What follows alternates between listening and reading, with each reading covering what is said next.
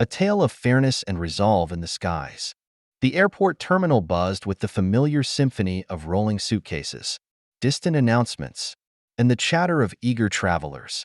Nearly every seat in the waiting area was occupied. Some travelers sipped coffee. Others thumbed through magazines or travel guides. Among them was Maya Bennett, a poised black woman in her early 30s, dressed impeccably in a navy blue dress with a lightweight cardigan draped over her arm. Behind her rolled a silver suitcase, the soft sound of its wheels blending into the background noise.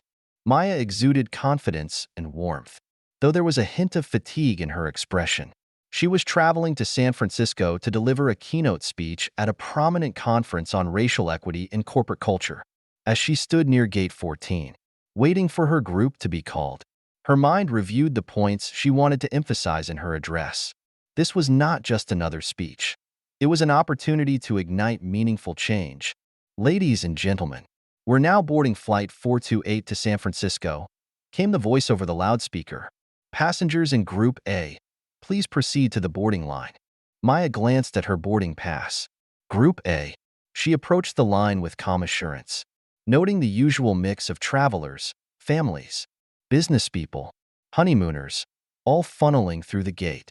The gate agent, a middle-aged woman with a kind smile, scanned Maya's pass and said, "Have a great flight, Ms. Bennett."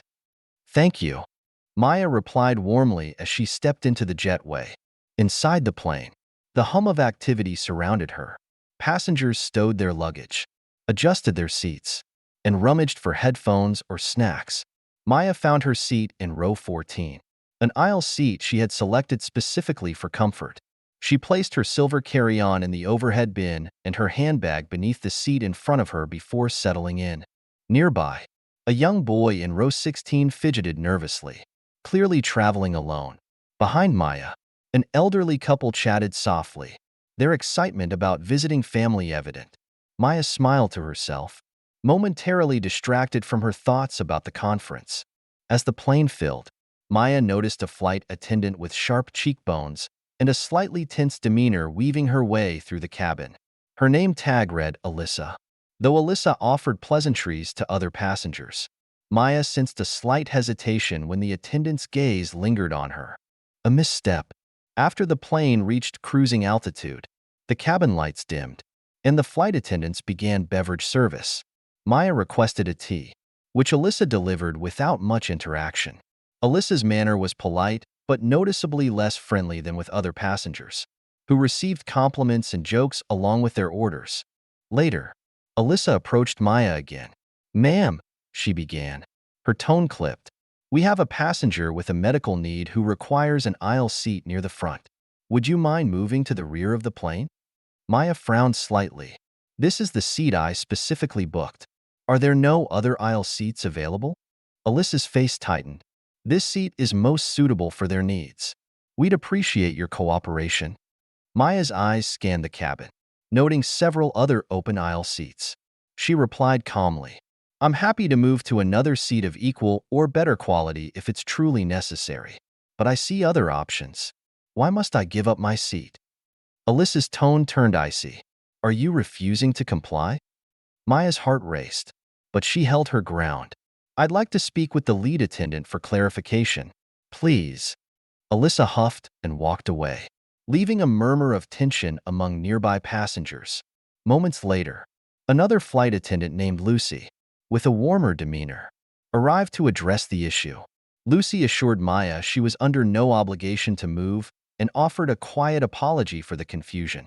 Maya thanked her but couldn't shake the feeling of unease. Was this an isolated misunderstanding or something more? The tipping point. As turbulence rocked the plane, the captain's voice instructed everyone to fasten their seatbelts. Despite this, Alyssa returned to Maya's row, scrutinizing her bag. "That personal item looks too large to be stored under the seat," Alyssa said sharply. Maya, startled, replied, "It's been cleared on dozens of flights and is well within regulations. I'll need you to stow it in the overhead bin," Alyssa demanded. Maya felt her patience fraying. "I'm sorry, but it's securely placed and compliant. If you have a specific concern, feel free to bring the supervisor." Lucy appeared again, her voice firm but composed. "Alyssa, please take your seat. Miss Bennett is in compliance." The tension between the attendants was palpable.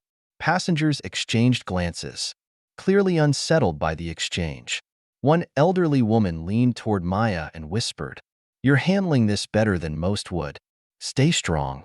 A revelation, unknown to most on board. Maya's husband, Malcolm Bennett, was seated in business class, a civil rights attorney of national renown. Malcolm often traveled discreetly to avoid undue attention. He had noticed the escalating tension and quietly approached Lucy to inquire about the situation. Lucy, sensing the gravity of the moment, confided in Malcolm about Alyssa's behavior, though she avoided making direct accusations. Her concern was evident. Malcolm nodded gravely and decided to intervene. Back in economy, Alyssa reappeared with the captain in tow. "Miss Bennett," the captain began, "I understand there have been multiple issues. Can you clarify your concerns?" Maya's voice was steady but tinged with frustration. "Captain, I've followed all regulations, but I've been repeatedly singled out without valid reason. This feels deeply unfair." Before the captain could respond, Alyssa interjected, "She's been difficult and uncooperative." At that moment, Malcolm stepped forward, his commanding presence drawing every eye. "I'm Malcolm Bennett," he said calmly. "I've observed the treatment my wife has endured. Captain, I suggest we discuss this further with your airline's leadership once we land." Alyssa's face turned ashen as realization dawned. Whispers rippled through the cabin. Lucy stepped forward, addressing Malcolm directly. "Mr. Bennett, on behalf of the crew, I deeply apologize for any distress caused. We'll ensure this matter is addressed appropriately." Aftermath and resolution. Upon landing, Maya and Malcolm were met by the airline's customer relations team. Alyssa was escorted away for a private discussion, her earlier bravado replaced by visible remorse. Lucy provided a detailed account of the flight to support Maya's complaint. The next day, Maya delivered her keynote speech, weaving her in-flight experience into her message about systemic bias. Her authenticity and courage resonated deeply, earning her a standing ovation. The story of her flight soon went viral, sparking a broader conversation about equity and accountability in public spaces. In the weeks that followed, the airline implemented new training programs on implicit bias and customer relations. Alyssa, after completing mandatory bias education, issued a heartfelt public apology.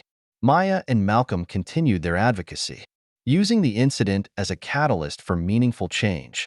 As they reflected on the journey, Maya said, "We didn't seek this fight, but I'm glad we stood our ground."